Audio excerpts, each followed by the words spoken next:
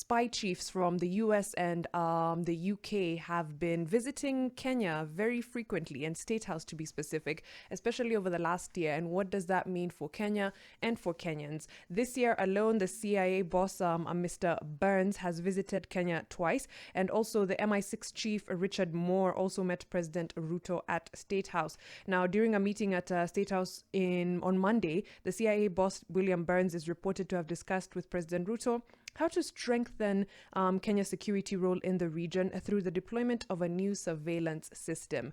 Now, an upgrade of Kenya's surveillance system, establishment of another military base, and concerns of abductions were some of the things that featured in separate talks between President William Ruto and, of course, the two foreign intelligence chiefs. Now, the thing about the story that I find very interesting is some contradictory things.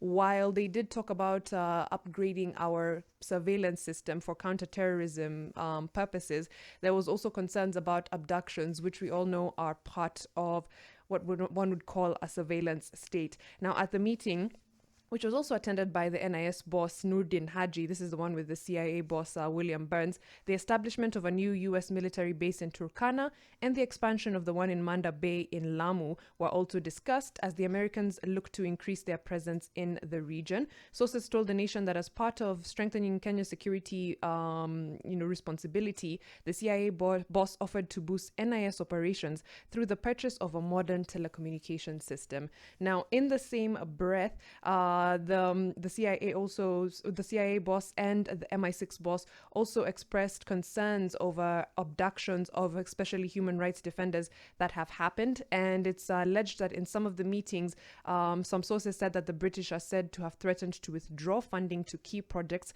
should the abductions continue, and that the fact that the NIS boss and the president were told to end abductions is one quite interesting. Should they come to an end, I think it would prove that the state does not care about your life or about your right to life and to freedom from anything unless there is money dangled in front of it. And should the abductions not stop, it would mean that not even money could stop these willy-nilly abductions. Either way, it does not look good on the administration of the day. Now, these two spy chiefs from the UK and the US, of course, are visiting the country because we're in a precarious position with the war in Gaza, of course, regional security, and many other matters.